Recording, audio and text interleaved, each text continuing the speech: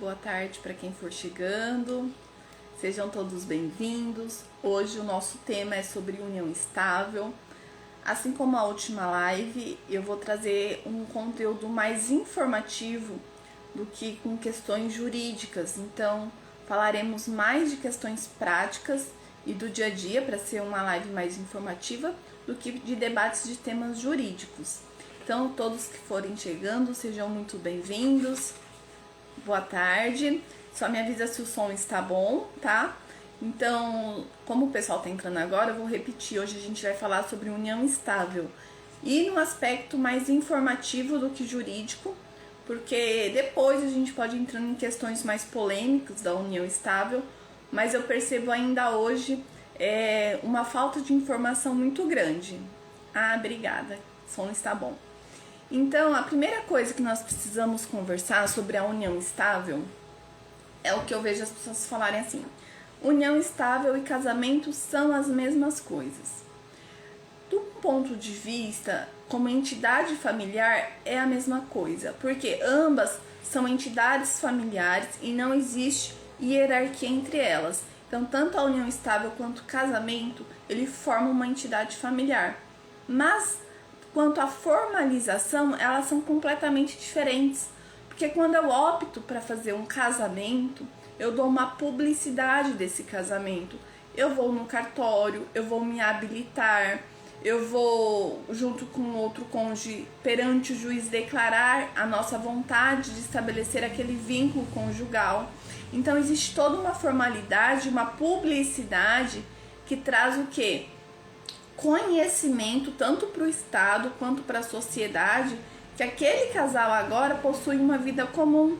E na habilitação de casamento eles vão escolher regime de bens, elaborar pacto antinupcial, e tudo isso interfere nas relações patrimoniais entre eles e com terceiros. Já a união estável não. A união estável, ela vem de uma convivência diária sem qualquer formalidade. Então ela nasce do comportamento social daquele casal perante a sociedade. Nós não conseguimos estabelecer uma data exata daquele início de união estável. E muitas vezes o casal ele não escolhe antecipadamente o regime de bens. Logo, a gente aplica o regime da comunhão parcial de bens. Alice, mas o tema da live é: eu formalizo ou não a minha união estável? E aqui eu separei alguns direitos que tanto o casamento quanto a união estável elas atribuem aos cônjuges e aos companheiros e como nós podemos exercê-lo. O fato é, por ser informal, muitas pessoas optam pela união estável porque elas falam assim, é muito mais fácil. Por quê? Porque se não der certo, a gente se separa e fica numa boa, não precisa formalizar, não precisa de advogado, mas aí está o erro, porque os maiores debates que eu vejo aqui no cartório é na dissolução da união estável, porque o primeiro ponto é, quando eu formalizo a união estável, eu fixo uma data do início dessa união estável. Então, quando eu não formalizo, eu não tenho uma data exata. Isso vai gerar consequências lá na dissolução, porque se eu não tenho uma data pré-fixada pelo casal do início daquela união estável, eu não sei a partir de quando os bens começaram a se comunicar entre eles, porque se eles não estabeleceram nenhuma convenção quanto a regime de bens, nós vamos aplicar o regime da comunhão parcial de bens. E aí surge o primeiro ponto.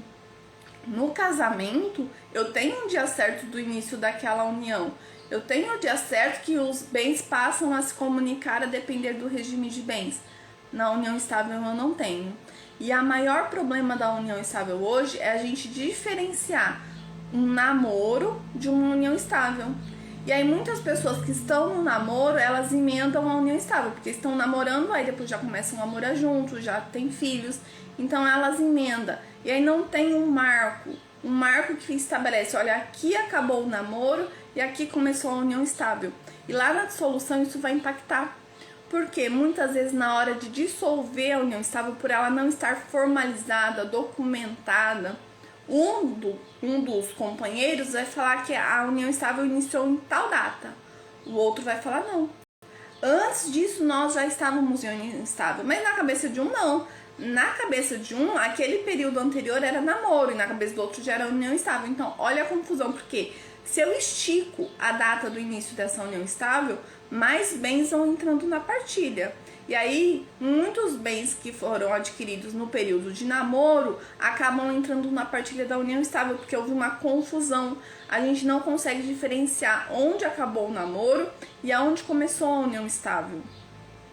Lembrando que no namoro não existe comunhão de bens, não existe partilha, porque não é ainda reconhecido como entidade familiar. Então é muito importante o casal, quando está namorando e vai começar a conviver como se fossem casados, a estabelecer mesmo aquele objetivo presente de constituir família, ele estabelecer uma formalização para fixar essa data, para eu saber até quando foi namoro e a partir de que data inicia uma união estável, para eu saber a partir de que ponto nós vamos considerar os bens comuns e bens particulares.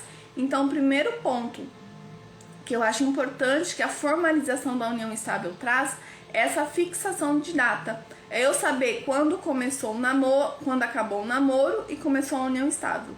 Porque muitas vezes na briga, na dissolução, um acaba exigindo que o outro leve a partilha, bens que foram adquiridos ainda no namoro, porque eles falam assim, não, mas a gente já estava junto, mas estar junto, nós precisamos diferenciar. Eu estou junto como namorado ou estou junto como união estável? E hoje isso é algo muito difícil da gente decifrar. Saber se um casal está em união estável ou se ele está em namoro. Às vezes nem mesmo o próprio casal sabe fazer essa diferenciação. Então, o primeiro ponto é, você quer estabelecer a data de início para estabelecer o regime de bens, a partir de que data ambos vão colaborar para aquela união, formalize essa união estável. Pense o seguinte também, você entraria em uma sociedade empresarial sem antes analisar o contrato social dessa empresa? Sem antes vocês estipularem como vai ser a distribuição de lucros, a obrigação de fazer o pagamento das cotas sociais. Então, antes da gente entrar numa sociedade empresária, de contribuir em uma empresa, a gente faz essa análise. A gente coloca no contrato social quanto cada sócio terá direito em perceber por mês daquela renda daquela empresa. União estável e casamento é uma sociedade também. Embora uma sociedade familiar, ela gera também efeitos patrimoniais. Logo, se eu não quero ser surpreendido lá na frente, eu preciso estabelecer antes quais serão essas regras. Então, se eu não estabeleço antes as regras, eu corro o risco de sair no prejuízo lá na frente. Outro ponto importante entre união estável e casamento é a presunção de paternidade. Isso porque o Código Civil, lá no artigo 1597, ele estabelece as hipóteses de presunção de paternidade que ocorrem com o casamento. Porque com o casamento, a gente tem o dever de fidelidade, a gente tem a coabitação. Logo, a lei trouxe situações que, se o nascimento ocorre dentro de certo período que está o casamento, pressupõe que o marido é o pai da criança. A presunção é relativa, mas presume-se. E que consequência prática isso traz, Alice? A consequência é que a presença do pai no registro civil, no momento de registrar aquela criança, ela é facultativa. Eu não exijo a presença daquele pai se aquela mãe ou qualquer outro legitimado que for declarar aquele nascimento me apresentar a certidão de casamento que comprova que aquela criança nasceu dentro da presunção da paternidade. Isso é importante porque, e se esse pai ele trabalha viajando e ele não está aqui no momento que a criança nasce? E se esse pai sofre um acidente e está acamado no hospital? E se esse pai, por algum motivo, não consegue mais manifestar vontade? E se esse pai, de repente, falece? O que nós vimos acontecer muito na pandemia com o Covid. Logo, se eu sou casada, eu apresento a certidão de casamento, o oficial vai ver que aquela criança nasceu dentro da presunção legal e eu consigo atribuir a paternidade daquele filho para o marido da mulher. Então, agora na união estável eu não tenho como atribuir essa presunção, Porque a união estável ela é informal, muitas vezes ela não está documentada. Na nossa sociedade, nós vivemos em uma sociedade de direito. Não basta a mera declaração verbal. Se fosse assim, não precisaríamos de contrato escrito, porque as pessoas mentem. Nós não podemos nos basear apenas na declaração da parte, mas nós precisamos nos basear em documentos. Então, hoje, aqui no estado de São Paulo, o Tribunal de Justiça, ele ainda consegue estender a presunção de paternidade lá do casamento na união estável quando o casal formalizou antes, com antecedência, por escritura pública a união estável, ou se eles têm formalizado por uma sentença judicial. Aí, se o casal tem essa sentença judicial anterior ao nascimento daquela criança, ou uma escritura de união estável anterior, e ela é apresentada, aí eu consigo atribuir essa presunção de paternidade. Mas, na maioria dos casos, o casal que está em união estável, eles não formalizaram nenhum tipo de documento. E aqui, o contrato particular, ele não serve para eu presumir a paternidade do companheiro. Logo, o que acontece muito aqui no cartório é, muitas vezes, o pai da criança está preso. E aí, quando ele está preso e a mãe vem registrar o bebê, a gente pede, fala assim, ela quer pôr já o nome do pai. Então eu falo, você tem a certidão de casamento? Não tenho, a gente só mora junto. Tá, e você tem uma escritura pública, uma decisão judicial? Boa tarde, pessoal que tá chegando, sejam bem-vindos. Não, eu também não tenho nenhum documento. Logo, às vezes eles me trazem assim, uma declaração por instrumento particular, simples, apenas para poder entrar no presídio, que eles estão em união estável. Essa declaração não serve. Logo, nós só podemos registrar a criança em nome da mãe. E aí o pai depois vir pessoalmente fazer aquele reconhecimento de paternidade, ou ele fazer um termo declaratório de reconhecimento de paternidade, reconhecido firma ou por instrumento público, e apresentar no cartório para aí sim a gente incluir aquela paternidade no registro. Então, o que acontece muito é, de quando a mãe vem registrar o bebê, ela não tem nenhum documento que comprova aquela união estável. Logo, a gente não consegue atribuir aquela paternidade. E aí vem a avó da criança, vem a tia, vem o tio, vem a família inteira falar, não, mas ele é o pai, mas ele tá preso. Não, ele é o pai, mas ele morreu. Não, mas ele está viajando a trabalho. E a gente sabe que ele é o pai, ele vai te ligar e vai falar no telefone. Não, isso não basta, isso não serve. Por isso que é importante, porque se você falece deixando sua companheira grávida, para ela depois registrar a criança com o seu nome, ela vai ter que fazer um pedido judicial de reconhecimento de paternidade pós-mortem.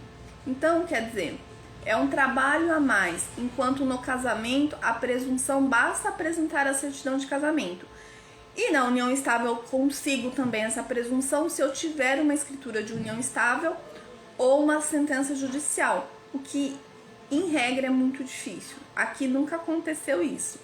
Mas se não há nenhum documento que comprove aquela união estável, ou por instrumento público ou por sentença judicial, a mãe não vai conseguir colocar o nome do pai na criança se ele não vier pessoalmente. Então, nesses casos, a presença do pai ela é obrigatória e imprescindível se for já atribuir aquela paternidade no momento do registro.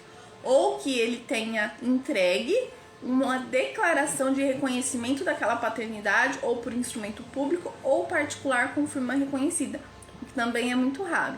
Então, nós vimos que a formalização da união estável, ela não é obrigatória, mas se eu não formalizo, eu tenho que estar o tempo inteiro fazendo prova daquela união estável.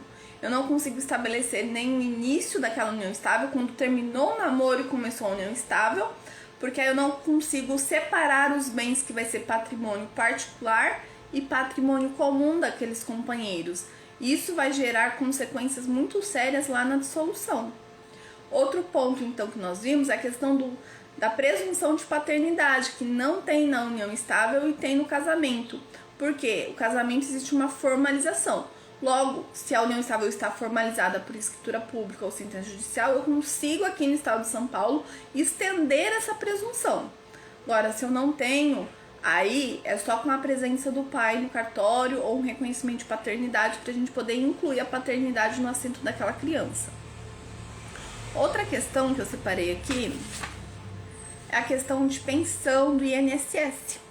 Eu vi muitos casos na prática agora na pandemia que infelizmente muitas pessoas perderam sua companheira, seu companheiro, e quando a gente vive em união estável no casamento, existe ali uma solidariedade para a manutenção daquele lar, do lar daquela família. E se um vem a faltar, vai impactar na economia. E aí muitos companheiros, quando perdeu o seu companheiro, que foi dar entrada na pensão lá no INSS, não basta eu declarar para o INSS que eu vivo em união estável, eu preciso o quê? Provar. Logo eu preciso ter formalizado. Então, aquilo que para se constituir não depende de nenhum documento, mas a partir do momento que eu quero exercer um direito ou ter um dever que decorre daquela união estável, eu preciso ter uma formalização, eu preciso ter uma prova. E aí, uma pessoa que perdeu o seu cônjuge, deu entrada na pensão, que apresentou a certidão de casamento, e a pessoa que não tinha nenhum documento e vivia em união estável, essa daqui, que estava casada e comprovou, recebeu o deferimento da pensão muito mais rápido que essa daqui. Porque essa daqui vai ter que provar através de certidão de nascimento de filho, comprovante de residência, declaração que era dependente no imposto de renda, vai ter que ficar buscando para poder comprovar para o INSS. E outro ponto importante é, hoje em dia a pensão por morte, ela não é mais vitalícia. Obrigada! E a pensão por morte, ela não é mais vitalícia, ela depende do tempo daquela união, tanto do casamento quanto da união estável. Logo, se você não formalizou sua união estável, se o casamento durou 20 anos, tá ali comprovado na certidão que é 20 anos. Agora a união estável, você não consegue, muitas vezes você tá 20 anos e o INSS vai falar assim, olha, mas você só aprovou 10 pra mim. E ele não vai aceitar. E aí, o seu tempo de recebimento daquela pensão vai ser menor do que se você tivesse formalizado. Então, a gente tem que pensar nisso, porque a gente fala, mas eu não quero morrer. Não, ninguém quer morrer. Mas na pandemia, nós vimos muitas famílias ficando deficientes, porque a perda do companheiro ou da companheira trouxe uma perda econômica muito grande, porque as contas vão continuar chegando, todo mundo, os filhos precisam continuar comendo indo para a escola. Então, a Arpen, em uma das revistas dela, já faz bastante tempo, até coloquei aqui no mural do cartório, ela trouxe sobre a união estável e ela trouxe uma frase muito importante que eu sempre coloco aqui, que é: quem ama dá segurança jurídica. Quem ama dá segurança jurídica. Hoje em dia as pessoas falam assim, mas eu não preciso de um papel para provar que eu amo. Não, você não precisa de um papel para provar que você ama, mas você quer que essa pessoa tenha reconhecido o direito de pensão. Se você quer que essa pessoa ela tenha o direito de herança reconhecido, se você quer que os filhos que provém, se caso você falecer, possam ser registrados no teu nome, tenha a presunção atribuída, você precisa formalizar essa união estável. Isso é uma segurança para você, para companheiro e para o companheiro e para os eventuais filhos que vão advir dessa união. Então é muito importante. Quem ama, lembre-se disso, quem ama dá segurança jurídica. Porque se eu não formalizo, o tempo inteiro eu tenho que estar provando que eu estou em união estável.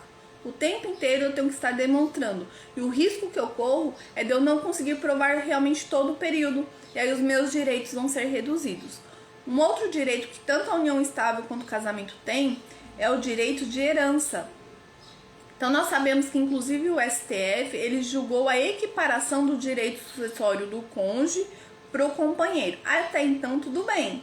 Só que para eu, companheira, ter o direito à herança que o STF falou que vai ser igual ao do cônjuge, eu preciso o quê?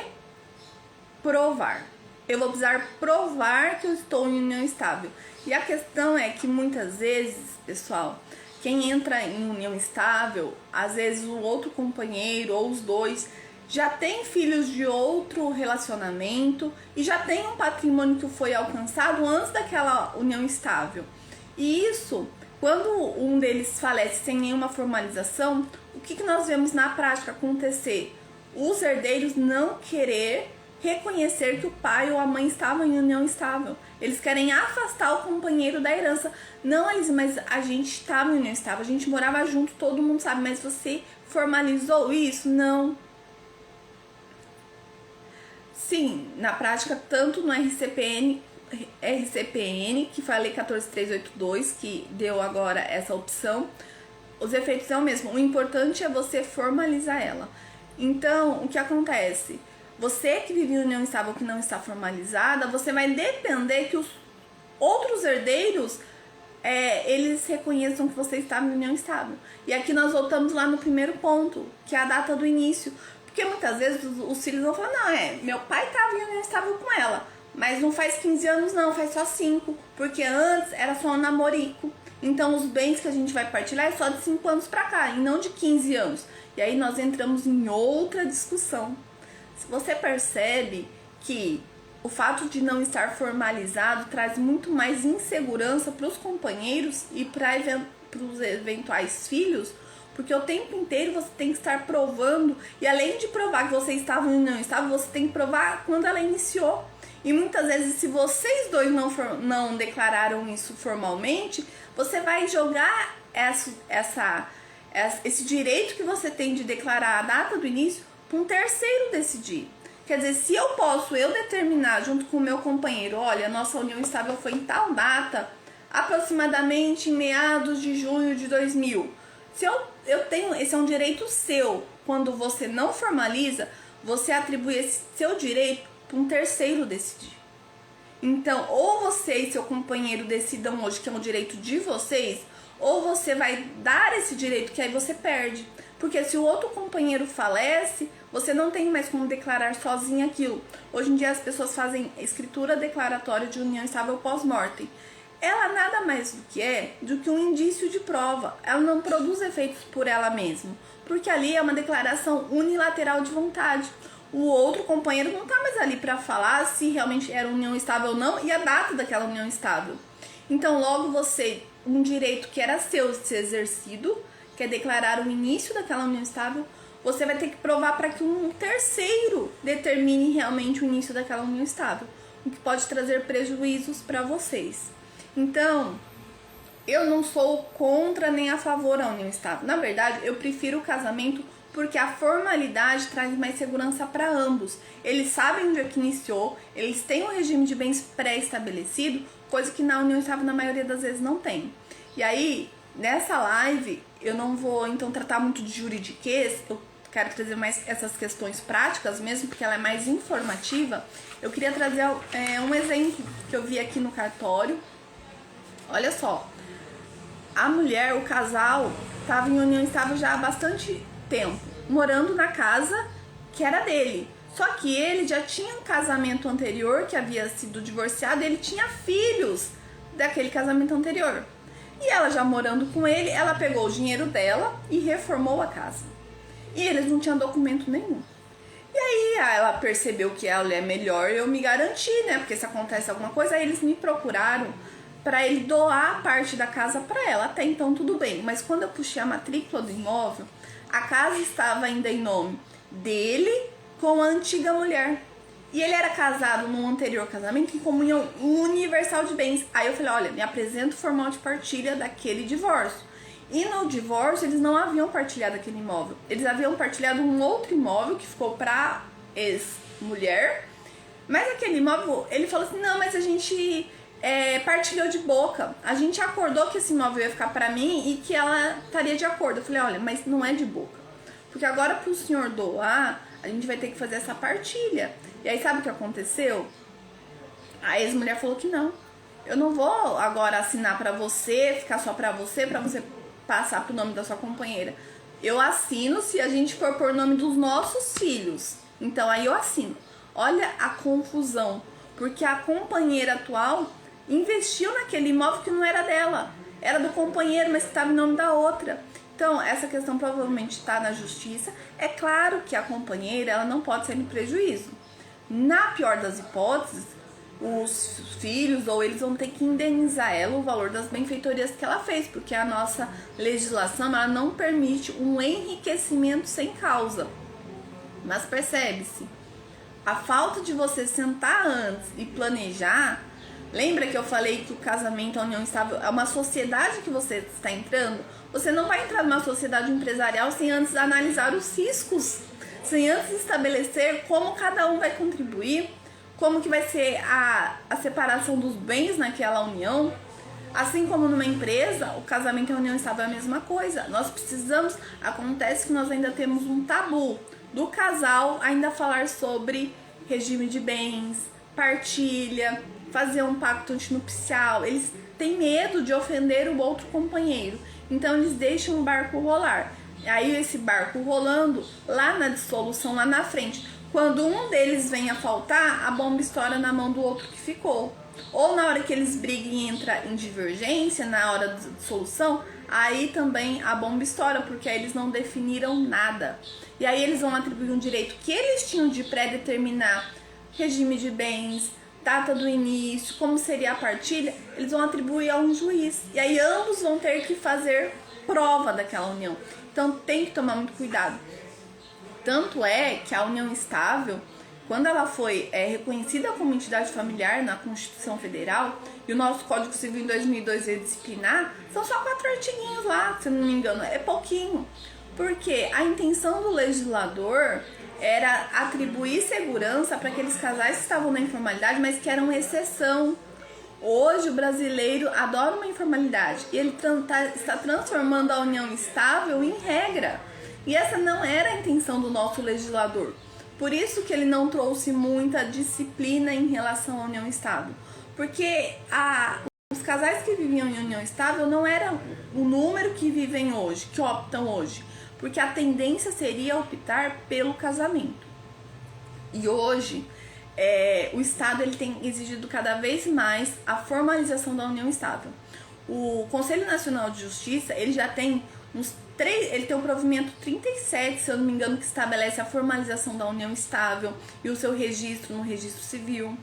Tem o provimento 134 desse ano, que tratou da LGPD, em que um dos itens lá que ele fala na qualificação do ato notarial é constar a existência ou não de união estável. Existe também uma recomendação anterior, que está até no meu feed, que eu fiz um post, em que ele fala que na qualificação é para mencionar se aquela pessoa está ou não em união estável. Porque isso traz muito efeitos jurídicos para o casal e para a sociedade. Outra questão importante é a questão da outorga. Porque tanto o casamento quanto a união estável precisa da outorga do cônjuge. A outorga é uma autorização para a venda de bens imóveis. Eu só não exijo essa autorização na venda de bens imóveis quando o casamento ou a união estável foi feito um pacto ou uma escritura pública de estabelecimento de regime de separação total de bens. Mas no regime de comunhão parcial de bens, no regime de comunhão universal de bens, é obrigatória essa autorização para a venda dos imóveis.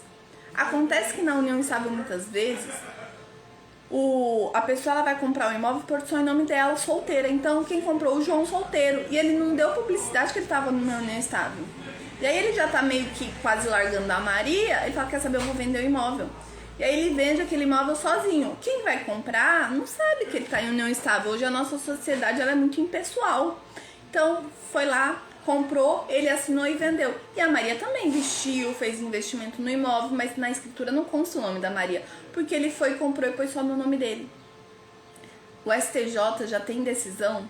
Porque aquele companheiro que ficou prejudicado, ele entrou com uma ação depois, porque houve a dissolução da união estável e o companheiro que vendeu o imóvel não queria partilhar o dinheiro da venda do imóvel. Falou, não, era meu, estava no meu nome. E aí esse que foi prejudicado entrou com uma ação, que foi até o STJ, querendo anular aquela venda, porque a autorização ela causa a anulação do negócio jurídico.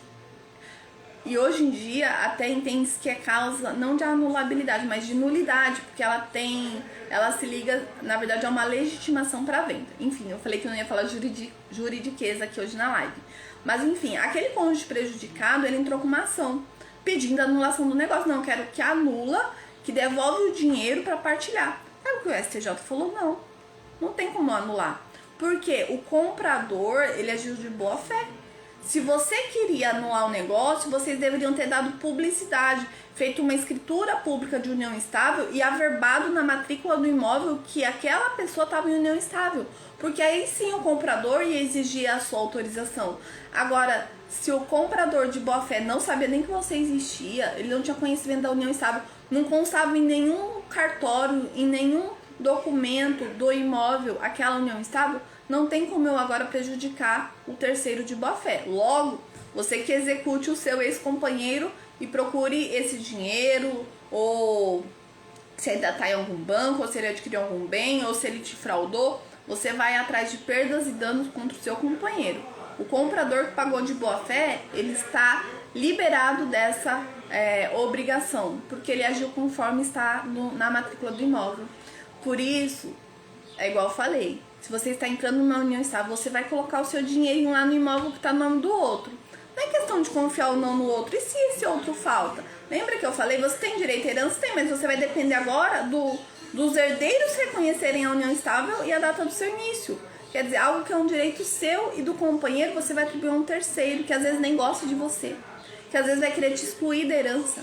Então, a formalização, ela traz boa fé para os companheiros.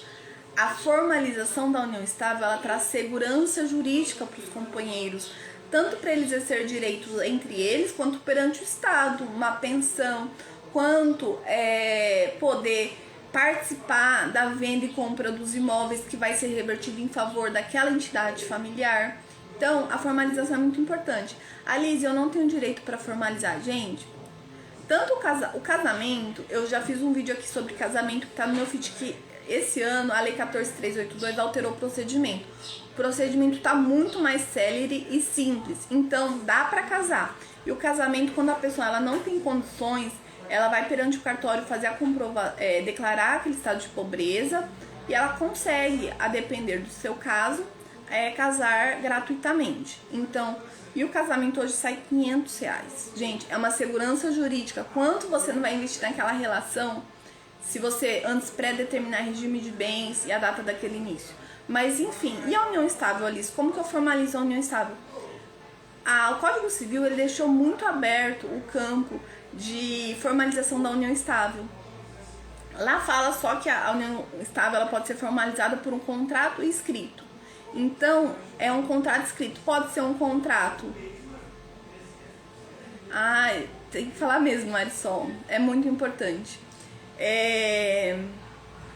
Hoje em dia você pode formalizar por um contrato particular. Então você e ele sozinho fazem um contrato particular, estabelecendo a data do início, o regime de bens. Você já descreveu os bens que vão ser comuns, os que não vão ser, já estabelece ali. Vocês podem fazer com o auxílio de um advogado para vocês terem uma instrução maior. E eu sempre recomendo, se é por instrumento particular, reconhece firma das assinaturas, porque o reconhecimento de firma prova a data e traz presunção de veracidade contra as assinaturas lá lançadas. Então, reconheçam firma. E se você tem medo de perder esse contrato, porque se perder não tem outro, vai ter que fazer de novo, registra no RTD, que é o Registro de Títulos e Documentos, que serve para mera conservação. Porque se você perder, você consegue uma segunda via desse contrato. Então é muito importante, você consegue formalizar por um instrumento particular, de preferência com firma reconhecida e registrada em RTD, para caso você perder, você ter segunda via. Você pode formalizar por escritura pública, você pode formalizar por sentença judicial, por uma ação judicial de reconhecimento de união estável. E hoje a Lei 14.382 trouxe a possibilidade de você fazer a formalização direto no registro civil através de um termo de reconhecimento de união estável que poderá também ser levado a registro no livro E. Então a união estável ela tem muitas opções de ser formalizadas, tem para todo gosto e para toda necessidade. Existem casais que precisam descrever mais coisas naquela contrato de união estável, porque às vezes eles já têm patrimônio, já têm filhos de outro relacionamento, então eles querem colocar mais cláusulas, estabelecer mais regras entre eles. E aí, sempre, por que eu aconselho sempre também a escritura pública ela é segura? Porque quando uma coisa é você apresentar um contrato particular feito entre vocês, ali, para um alegar que foi enganado, é muito maior. Quando eu falo que eu fiz perante um tabelião por escritura pública, a escritura pública ela abrange a assessoria jurídica. Logo, o tabelião ele vai dar assessoria jurídica para aquele casal. Então, quem assina uma escritura pública de união estável, ele está muito mais instruído de tudo que está lá dentro. Quando você assina um contrato particular de união estável, você nem lê o contrato, o outro não vai ficar lendo as cláusulas para você. Você assina, deixa eu assinar algo para resolver essa questão, porque as pessoas não gostam de falar sobre isso. Então, por escritura pública é muito mais seguro, porque você pressupõe também que teve aquela assessoria jurídica por parte do tabelião. Ninguém ali assinou leigo do que estava assinando, o que pode acontecer com um contrato particular. Deixa eu ver outro caso. Um ponto muito importante também, logo eu finalizo a live, porque eu falei que as lives seriam curtas, tá? Um ponto muito importante as pessoas estão lá, emendam um namoro, começa uma união estável e ela já tem patrimônio de outros tempos, já tem outros filhos, e aí ela fala, meu Deus, eu preciso formalizar. E aí eles decidem fazer por separação total de bens aquela união estável. Qual que é o entendimento da STJ? O regime de bens na união estável, enquanto não formalizado, é o regime de comunhão parcial de bens. Então, se eu tô há 10 anos com uma pessoa e só agora eu vou formalizar a separação total de bens, essa separação só vai contar daqui pra frente. O que é o ideal a gente fazer? Então, a partilha dos bens desses 10 anos para trás, porque senão você tem 2 regimes de bens para regular a sua união estável quando for dissolvida. Então, lá na dissolução, eu vou ter que primeiro fazer a partilha dos bens anterior à formalização, que lá foi comunhão parcial de bens, e depois partilhar os bens após a formalização, que é a separação total de bens. Percebe-se? E aqui acontece, esse tempo atrás mesmo eu já conversei com uma pessoa que vai formalizar a união estável, que ela já está há mais de 5 anos e ela está preocupada porque ela adquiriu bens, tudo, e ele vai fazer por separação total de bens. Só que pelo entendimento do STJ só vai valer daqui para frente. Então a gente vai fazer um acordo para partilhar o que foi comprado nesse período que não teve formalização, porque aí a gente aplica comunhão parcial de bens, para evitar litígio lá na frente numa dissolução, ou pelo rompimento, ou pelo óbito, quando o outro não vai mais estar aqui para poder expressar a sua vontade. Pessoal, alguma dúvida? Essa live eu quis fazer ela muito mais informativa do que jurídica, que é para as pessoas mesmo, inclusive aqui da minha comunidade, de Queiroz, de Tupã, que não conhecem muito sobre união estável. Eu não vou formalizar porque eu tenho os mesmos direitos do casamento. Não, você tem. Só que sempre que você for querer exercer esses direitos, você vai ter que provar. E você fazer prova pro INSS, você tá em união estável, é um parto. Tem a mãe de uma amiga minha que acho que teve que entrar na justiça. Demorou mais de 5 anos para sair uma sentença favorável a ela. Nesses 5 anos ela ficou sem receber R$1 da pensão do ex-companheiro, passando necessidade. Então eu gosto muito dessa frase, quem ama dá segurança jurídica. Então nós precisamos tirar da mente que eu não preciso de um papel para provar que eu amo. Você não precisa de um papel para provar que ama, mas você precisa de um papel para provar para a sociedade que aquele seu cônjuge, aquele seu companheiro tem direitos a ser exercido em razão daquela união estável. Porque se você morre, como que a sua companheira vai atribuir a paternidade ao seu filho? Ela vai ter que entrar judicial. Então, assim, quem ama dá segurança jurídica. Outra coisa que eu ia falar, mas eu acho que eu esqueci, porque na live acontece isso, mas a questão é essa. E hoje em dia nós temos muitas formas de formalizar uma união estável. Se você conhece alguém que está em união estável, se você está em união, se você nem sabe se está em união estável, para pensar. Lembra do que eu falei? Você não entraria numa sociedade empresarial sem antes estabelecer as regras, porque você poderia investir muito, lá no final receber muito pouco. Aqui não é questão patrimonial, aqui é questão de segurança jurídica. Precisamos prevenir litígios. Então, se você ama, dê segurança jurídica. Alguma pergunta, alguma dúvida? Então, a live hoje foi mais explicativa do que jurídica. Podemos mais pra frente fazer uma com temas mais jurídicos. Então, às vezes, advogados, escreventes que me assistiram falavam: Alice, não falou disso, não daquilo, porque é uma live pro público em geral, é uma live pra minha comunidade, pro pessoal aqui do meu município, que não vão entender o juridiquês, para eles entenderem e eles escolherem se eles vão querer formalizar ou não a união estável deles. Obrigada, pessoal. Nossa, eu agradeço muito a participação de quem entrou aqui na live. Eu sei que meio-dia é um horário que tá todo mundo almoçando, eu vou almoçar agora, eu estou no cartório trabalhando, mas às vezes se eu deixo pro final do dia, acaba não dando tempo. São muitas obrigações. Pessoal, qualquer dúvida, qualquer sugestão, podem me mandar no direct. É um prazer conversar com vocês. E depois eu vou lançar uma enquete pra gente escolher o tema da live da semana que vem, tá bom? Inclusive a gente pode depois fazer uma live para tratar, aí sim, de assuntos mais jurídicos, voltados para interesses de advogados e de escreventes, do pessoal mais que entende da parte jurídica. Hoje foi uma live mais para as pessoas entenderem a importância de formalizar. Não quer casamento? Tudo bem. Tem pessoas que já casou uma vez, não querem mais passar por esse procedimento. Então entre em uma união estável, mas formalize, tá bom? Muito obrigada a todos, tenham um ótimo dia e semana que vem, se Deus quiser, nós nos encontraremos aqui mais uma vez. Obrigada, Jéssica, Vanessa, todo o pessoal que entrou aqui, que me mandou mensagem, muito obrigada. Tenham todos um bom dia.